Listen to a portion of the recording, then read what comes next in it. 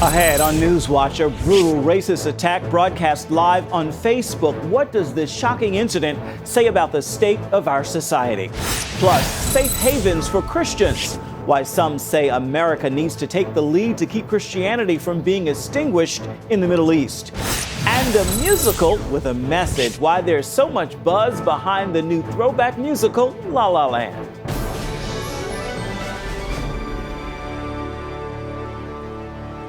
And thank you for joining us for CBN NewsWatch. I'm Ephraim Graham. Chicago police have charged 4 black teenagers with a hate crime, accusing them of kidnapping and beating a white man with disabilities. The teens are believed to be the ones seen in the video from the brutal attack that streamed live on Facebook. Shirley Caesar has the story. Chicago police say felony charges are expected against the 4 who beat the 18-year-old man in an assault that was broadcast live on Facebook.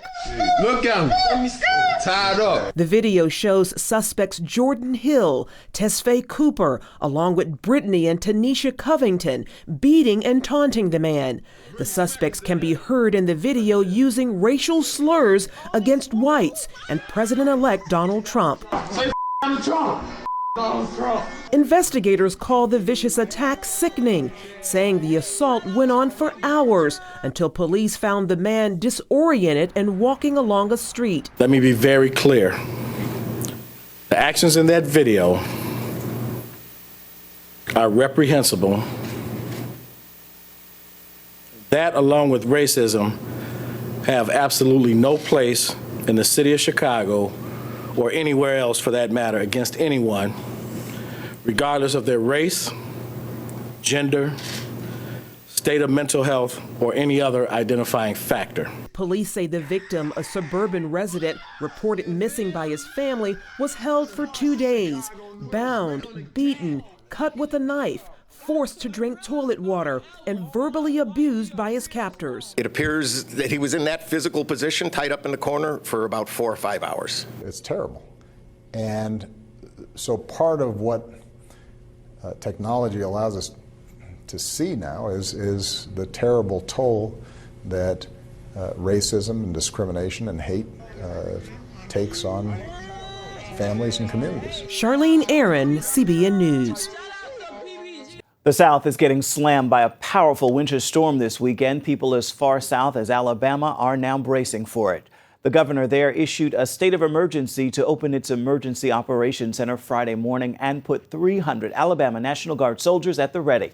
Other parts of the country like Kentucky, Tennessee, and West Virginia are bracing for the storm as well. Areas of North Carolina and Southeast Virginia could get up to 10 inches of snow. President-elect Donald Trump is meeting with U.S. intelligence chiefs today, getting briefed about Russian interference in the U.S. election. Trump has been very skeptical of the claims. The intelligence officials say Russia hacked Democratic groups. But WikiLeaks says they got their material from another source and that Hillary Clinton's campaign chairman, John Podesta, had such an easy password, a teenager could have hacked him. House Speaker Paul Ryan says Trump is right to be concerned about partisans using Russian hacking to question the legitimacy of the U.S. of his victory. Meanwhile, a source says Trump has picked former Indiana Senator Dan Coats as the new director of national intelligence. With only two weeks remaining until President-elect Donald Trump takes the presidential oath, China has already been testing his temperament. Recent air and sea drills of new advanced military weaponry suggest Beijing won't back away from projecting its power in East Asia. Meng Fai Li has the story. While Americans enjoyed New Year's football games, China successfully completed live-fire exercises of its first advanced fighter jets. Called the J-15 Liaoning, the Chinese Navy tested the jets in the South China Sea on the country's first aircraft carrier. The flights indicate the Chinese government is now fully equipped with advanced weaponry to reach well beyond its own territory. Also, it sent a message to the incoming Trump administration that China will not back down from claiming ownership of the South China Sea. One Chinese naval officer said the new jets performed well during difficult conditions. We have accumulated experience and got familiar with the way of how to operate the carrier under complicated conditions. Last year, tensions with the United States escalated when the Chinese Navy seized a U.S. underwater drone near the Philippines. President-elect Trump said China could keep the drone, but Beijing eventually returned it. Meanwhile, U.S. ally Taiwan is nervous about China's military buildup and says it could threaten the balance of power in the East Asia region. President-elect Trump has already expressed concerns about China's military expansion in the South China Sea. He has yet to announce specifics on how he may respond to Beijing's buildup. Mengfei Li, CBN News. Speaker of the House Paul Ryan says defunding Planned Parenthood will be a priority this year. He made the promise after the release of a House investigative report on the abortion giant selling baby body parts for profit. Pro-life activist Dr. Alveda King says the report's call to regulate the industry is long overdue.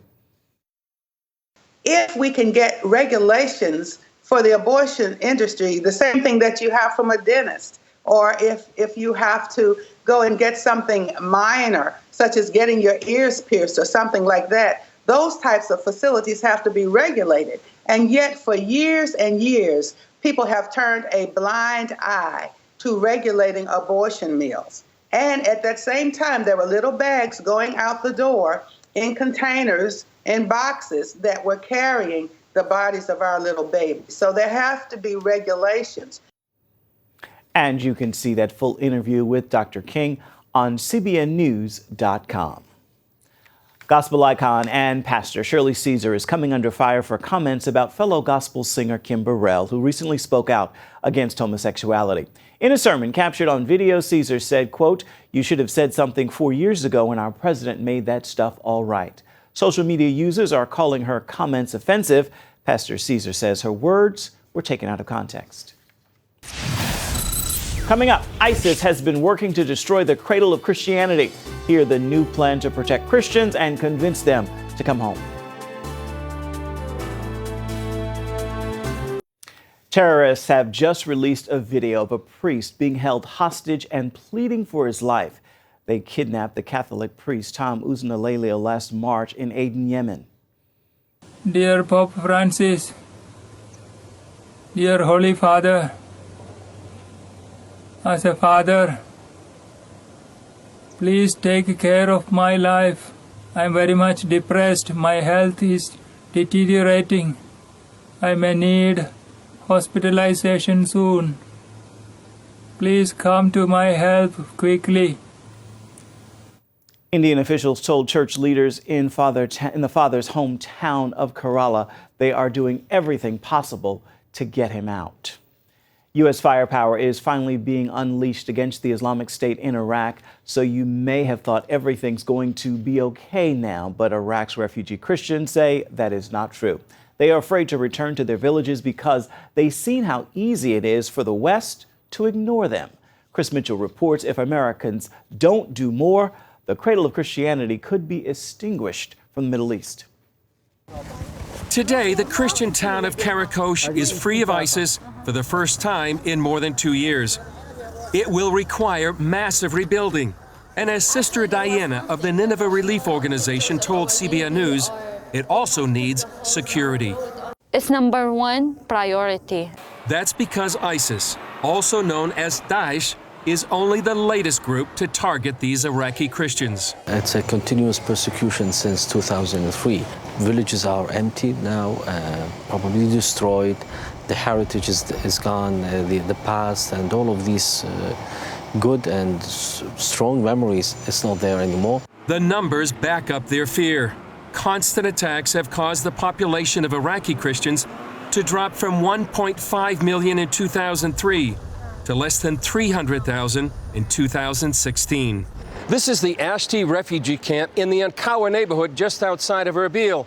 It's where thousands of Christians have lived since ISIS forced them to flee more than 2 years ago. Now there's proposals to establish a safe zone for Christians and other ethnic groups in the plains of Nineveh. U.S. Congressman Jeff Fortenberry of Nebraska introduced one proposal, saying in part, the indigenous communities of Iraq's Nineveh Plain region, Assyrian, Chaldean, Syriac Christians, Yazidis, and others have a right to security. House Resolution 152 would support the Iraqi creation of a safe zone, allow for autonomy, and commit the international community to help maintain the security. They envision a 3-level security system with a local Christian militia, the Iraqi Army or Kurdish military, and an international rapid response unit. Because without this, the cradle of Christianity will be done. Christian will not be able to live in Middle East, not only in Iraq, in the whole Middle East. Assyrian Aid Society President Ashur Askria says Christians are not new to the land. It's important because it's a Christian indigenous land. Iraq and Middle East, we are not visitor here because sometimes people, they think that we are not from this land because now we are already like minorities in this region. Sister Diana warns her church is in danger of disappearing. So if people do not return to this town, if the Syriac Catholic Church does not come back here, we're going to be spread all over the world. In a few years, there will not be a Syriac Catholic Church in Iraq. Steve Reich is with the Chaldean Church. For security reasons, we won't show his face. He says discouragement can be a killer. I think one of the dangers in the West is we look at these people from afar and we say, well, nobody's trying to kill them today. They're living in a tent. They're getting some kind of food, which is all fine if you don't care about whether or not they survive as a community, and keeping them alive in a situation where they've got no hope, they've got no future. What's more cruel? You know, they're dying either way. They're dying inside. Ithara, a mother of 3 daughters, echoes that feeling and has a message for mothers in the West.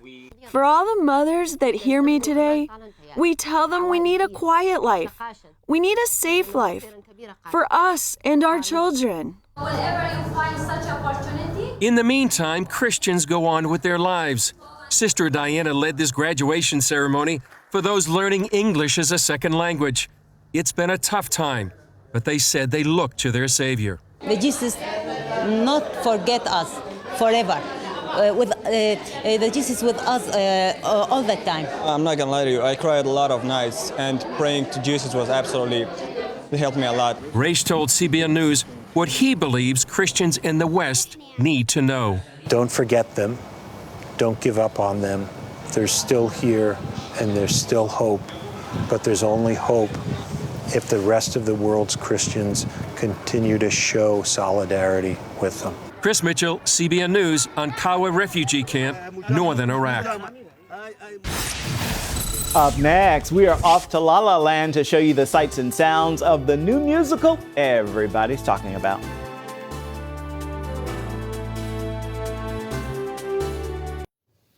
The Golden Globes are being handed out Sunday, and there is lots of buzz around the new musical La La Land. It's been nominated for 7 awards, including Best Picture. Some of the all-star cast, including Emma Stone and Ryan Gosling, spoke out recently about this story of love, hope, and following your dreams. Here's to the hearts that ache. Here's to the mess we make. This is a movie about ordinary people going through emotions that we can all relate to, but I want it to feel epic. Here's to the ones who dream. I love musicals so much, and it's, you know, something I've loved since I was a kid, and so to be part of an original movie musical was, you know, kind of a dream. 2 options. You either follow my rules or follow my rules. Capiche? Thank you. I can do it a different way. No, that's fine. Thank you very much. Mia is an aspiring actress who's been auditioning for quite a while. When we meet her, she's been living in LA for 6 years. It's a very deeply held and personal dream of hers. It's pretty strange that we keep running into each other. Maybe it means something. I doubt it. Our prep process was about 3 months. We did a lot of dance rehearsal, learned to tap dance and ballroom dance. I did singing lessons, Ryan did piano lessons.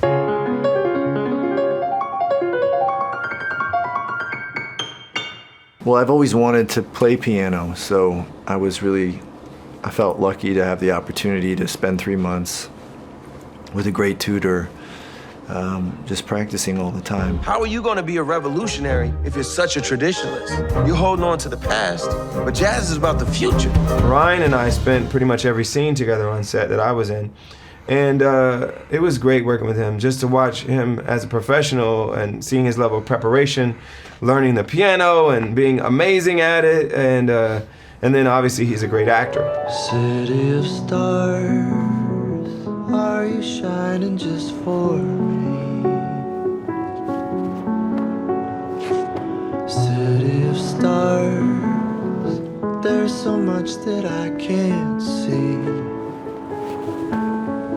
It's wonderful to work with Ryan in the sense that because we've known each other for so long and because we have gotten to work together before, I think it's just easy. I know what it's like to do scenes with him, and I know he's really generous. I know he likes to ad-lib. I know we can improvise, and that we'll find it together. I got a call back. What? Come on. For what? For a TV show. The one that I was telling you about earlier. The Dangerous Minds meets the OC? Yeah. Congratulations, that's really incredible. Exciting. I feel like I said negative stuff about it before. What? It's like Rebel Without a Cause, sort of. I got the bullets. Yes. You've never seen it? I've never seen it. Oh my. You know it's playing at the Rialto. Really? Yes. You should go. I mean, I can take you. Okay. You know, for research. For research? Yeah. It's a film about pursuing your dreams despite the obstacles. And I think that's something that you either have done or you haven't had the luxury of doing, but either way, that's a theme that resonates with most people. Maybe I'm not good enough. Yes, you are. Maybe I'm not. It's like a pipe dream. This is the dream. It's conflict and it's compromise. It's very, very exciting. I hope that what people can take away from it is that hope and dreaming is not for nothing, is not pointless.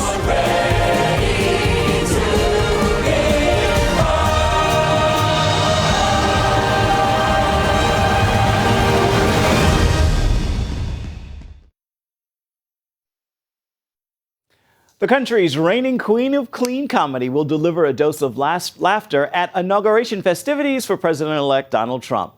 The Christian comedian has been tapped to perform at a ball hosted by the Family Research Council on January 20th. She's also been invited to the presidential inauguration itself and the inaugural prayer service at the National Cathedral the following day. Pierce told reporters, no matter what your take is, and that's a whole different conversation, this is the epitome of our democracy. Well, are you looking for something worth catching at the theater this weekend? Our Mark Martin spoke with Bob Waliszewski from Plugged In Online to help you find the right picks for your family. Take a look. Bob, let's start with the new movie called Hidden Figures, based on a true story from the early days of the space race. It looks promising, right? Yeah, it's rated PG. We gave it a 3.5 out of 5 for family friendliness. And it tells about 3 African-American women who in 1961, working for NASA, helped, and this is kind of pre-computers coming out, although IBM is just about to install its first computer at NASA, so that's part of the tension, if you will. But they help manually with the engineering, they help manually try to figure the calculations, especially the launch and landing for John Glenn's first space mission. It's a very encouraging, inspiring story. There is some racial prejudice shown in the movie that is a great reminder of really how far we've come, yet how far we still have to go. And I think for those who are not familiar with what some people went through the 60s, the movie could be good that way. Now, we did knock it down for a scene where the 3 main characters get drunk I guess the film director wanted to make them look cool. It doesn't make them look cool. One steals a library book. There's one harsh profanity and several mild ones. I think families can navigate it, but again, it could have been easily a 4.5 with just a little bit more editing. There's a new fantasy about a boy trying to cope with a sick mother. It's called A Monster Calls. Is that a good family film? Yeah, this one's PG-13, and a little bit after midnight every night, this tween boy is visited by a tree monster with red, scary eyes. And first, when we see him, we wonder, how scary is this monster? Only to find out he's imaginary. And he's helping this tween boy deal with a very real monster in his home. His mom has cancer and she's dying of it. We gave this one a 3.5 as well. Because of the subject matter, some families will want to stay away, especially with younger kids, because the monster does come across scary at first until we realize he's not scary at all. But for families dealing with a tragedy, cancer especially, but it could be any other kind of illness or an accident or whatever that tragedy may be in the home, I think a film like A Monster Calls could really spark some good discussion. So a thumbs up for Monster Calls, especially for families dealing with issues. There's an interesting drama out called Lion. Not really a movie for kids, but how was it? You know, I like this film, and it actually made my personal film. I have a best of 2016 list that I just wrote out the other day, and Lion made it. It tells the true story of a 5-year-old boy in India who fell asleep on a train and woke up 1,000 miles from his home. Now, he's 5 years old, and he speaks Hindi. They speak Bengali in Calcutta, where he wakes up. And so he's eventually adopted, and then a lot of the film then shifts as an adult trying to find out where his home is. This film also gets a 3.5, so 3 films with 3.5s. However, although not explicit, an adult, his name is Saru, we realize he's living with his girlfriend a little bit, so we had to knock it down for that. But again, I think it has some possibilities. All right, Bob Waliszewski from Plugged In Online. Thanks as always, sir. Thanks, Mark. And that's going to do it for this edition of CBN NewsWatch. You can find more of our exclusive coverage of the issues you care most about always at cbnnews.com. We'd love to hear what you think about the stories you've seen here today. You can do that on Facebook, Twitter, and Instagram. Certainly hope you'll join us again right here next time. Have a fabulous Friday and a wonderful weekend. We'll see you right back here come Monday.